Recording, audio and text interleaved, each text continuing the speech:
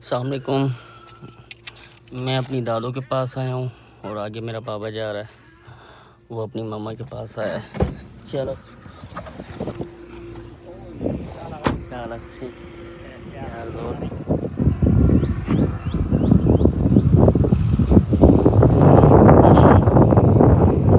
ख्याल अच्छा। बाबा अपनी दादों के पास आया है, गाँव का कब्रिस्तान है और मैं अपनी दादों के पास आया हूँ। कब्रिस्तान चेक कर,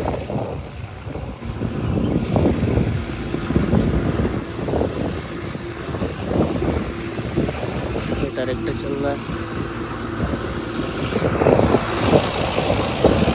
बाबा जा रहे हैं आगे, मैं आगे बात नहीं कर सकता।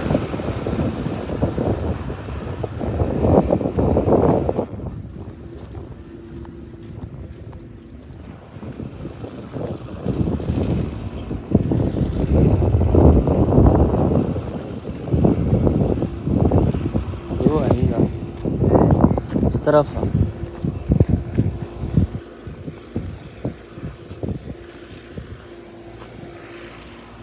ये मेरी दादों की कब्र है।